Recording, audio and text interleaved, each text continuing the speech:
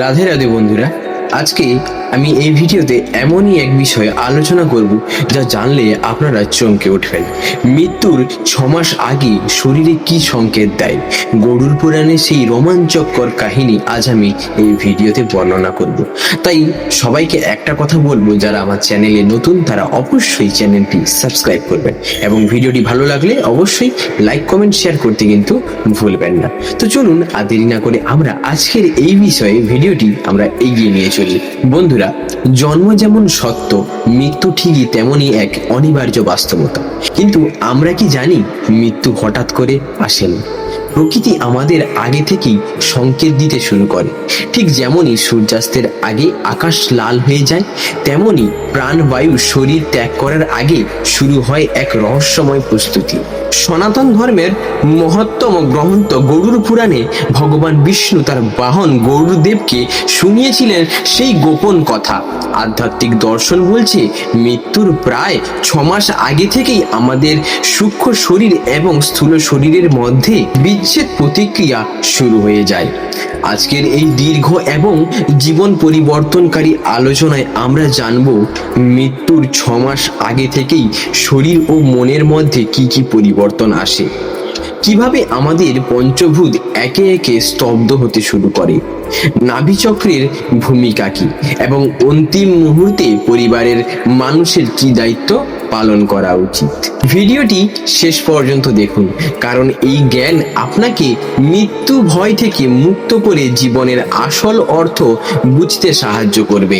গরুর পুরাণ অনুযায়ী মৃত্যুর প্রায় 6 মাস আগে থেকেই মানুষের ইন্দ্রিয়গুলো তাদের তেজ হারাতে শুরু করে। এক, প্রতিফলন ও ছায়া। শাস্ত্র বলছে যখন অন্তিম সময় ঘনিয়ে আসে তখন মানুষ জল, তেল বা আয়নায় নিজের ছায়া বা প্রতিফলন দেখতে পায় না। অনেক সময় সে তার প্রতিচ্ছবিতে নিজের মাথা দেখতে পায় না।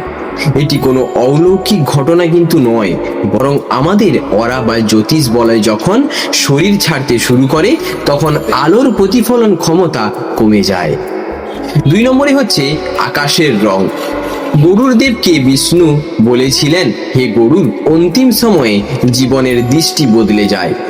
মানুষটি তখন চাঁদের চারপাশে কালো দাগ দেখতে পায়। সে দিনের বেলাতেও তারা দেখতে শুরু করে। নীল আকাশ তাকে ধোঁয়াটে বা রক্তাক্ত মনে হয়। 3 নম্বর, গন্ধ ও স্বাদ। এই সময় মানুষটি আর আগের মতো সুগন্ধ বা স্বাদ অনুভব করতে পারে না। সে এক অদ্ভুত গন্ধ পায় যা সাধারণ কেউ পায় না। বিজ্ঞানের ভাষায় একে অলিফ্যাক্টরি হ্যালুসিনেশন বলা হলেও আধ্যাত্মিক মতে এটি যমলোকের দূতের আগমনের সংকেত। আমাদের এই শরীর 5টি উপাদানে তৈরি হয়: মাটি, জল, অগ্নি, বায়ু এবং আকাশ। মৃত্যুর 6 মাস আগে থেকেই এই পঞ্চভূতে একে একে উল্টো যাত্রা বা বিসর্জন শুরু হয়। এবার আমরা জানব ক্ষিতিতত্ত্বের বিলয়। শরীরের হাড় ও মাংস তাদের ভার সহ্য করার ক্ষমতা হারায়। মানুষটি নিজেকে খুব হালকা অনুভব করে অথবা মনে হয় সে যেন মাটির নিচে দেবে যাচ্ছে। এবার তাপতত্ত্বের বিলয়। শরীরের জলীয় অংশ কমতে থাকে, জীব শুকিয়ে যায়, তৃষ্ণা কোনোভাবেই মেটে না। এবার আমরা জানব তেজ তত্ত্বের বিলয়। শরীরের স্বাভাবিক তাপমাত্রা কমতে শুরু করে। হাতের তালু এবং পায়ের তালুতে বরফের মতো ঠান্ডা হয়ে আসে। পরিপাক ক্ষমতা বা জঠরাগ্নি নিভে যায়, ফলে খাওয়ার ইচ্ছা চলে যায়। মরুত ও ব্যায়াম তত্ত্ব। শ্বাস প্রশ্বাস ছোট হয়ে আসে, মানুষটি হাঁপাতে থাকে, কানের পর্দায় যেন বন্ধ হয়ে আসে, বাইরের শব্দ তার কাছে খুব দ্রুত থেকে আসা গুঞ্জনের মতো মনে হয়।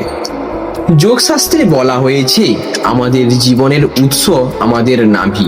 মাতৃগর্ভে এই নাভি দিয়ে আমরা প্রথম খাদ্য ও প্রাণ পেয়েছিলাম। মৃত্যুর প্রস্তুতির সময়ও এই নাভি চক্র বা মণিপুর চক্রই প্রধান ভূমিকা পালন করে। মৃত্যুর কয়েক মাস আগে থেকেই আমাদের শরীরে প্রাণবায়ু হাত ও পা থেকে শুকিয়ে এসে নাভি কেন্দ্রে জমা হতে শুরু করে। এর ফলে মানুষের হাত ও পা অবশ হয়ে আসে। নাভি চক্র হলো আমাদের লাইফ এনার্জি রিভার্স। যখন এই চক্রটি কাঁপতে শুরু করে তখন মানুষটি ভেতরে এক ধরনের অস্থিরতা অনুভব করে। যাদের সাধনা প্রবল তারা এই কম্পন বুঝতে পারেন এবং বুঝতে পারেন যে তাদের এই শরীরের মেয়াদ শেষ হয়ে আসছে। প্রাণ যখন নাভি থেকে হৃদয়ে এবং হৃদয় থেকে মস্তিষ্কের দিকে যাত্রা করে তখনই মানুষটির মধ্যে এক ধরনের দিব্য শক্তি বা গভীর অবসাদ দেখা যায়। শরীর যখন ক্লান্ত হয় তখন অবচেতন মন সক্রিয় হয়ে ওঠে। গরুড় পুরাণ বলছে মৃত্যুর কয়েক মাস আগে থেকেই মানুষ স্বপ্নে তার মৃত আত্মীয় স্বজন বা পূর্বপুরুষদের দেখতে শুরু করে। তারা স্বপ্নে এসে মানুষটিকে কোথাও নিয়ে যাবার কথা বলে। কখনো সে নিজেকে একটি অন্ধকার সুড়ঙ্গে হাঁটতে দেখে, কখনো বা এক বিশাল মরুভূমির পথে হারিয়ে ফেলে নিজেকে। এই স্বপ্নগুলি আসলে আত্মার প্রস্তুতিরই অংশ। আত্মা বুঝতে শুরু করে তাকে এই ঘর ছেড়ে এবার এক নতুন ঠিকানায় যেতে হবে। এই সময় মানুষটি মাঝে মাঝে একা একা বলতে শুরু করে, যেন সে চোখের সামনে এমন কাউকে দেখছে যা অন্যান্যরা দেখতে পাচ্ছেন না। একদম শেষ কয়েকদিন বা কয়েক ঘন্টা আগে মানুষ কি অনুভব করে, এবার আমরা এটা নিয়ে কথা বলবো। শাস্ত্র বলছে এই সময় মানুষটির কণ্ঠ রুদ্ধ হয়ে যায়, সে কিছু বলতে চায় কিন্তু পারে না। বিষ্ণু বলছেন, হে গরুড়, যাদের কর্ম অত্যন্ত কুলসিত তারা এই ভয়ঙ্কর যমদূতকে দেখতে পায়, যাদের গায়ের রং আগুনের শিখার মতো কালো। তাদের দেখে মানুষটি ভয়ে বিছানায় মলমূত্র ত্যাগ করে ফেলে। কিন্তু যারা পরম বৈষ্ণব বা পুণ্যবান তাদের সামনে আসে শঙ্খ চক্র গদা পদ্মধারী বিষ্ণুদূত।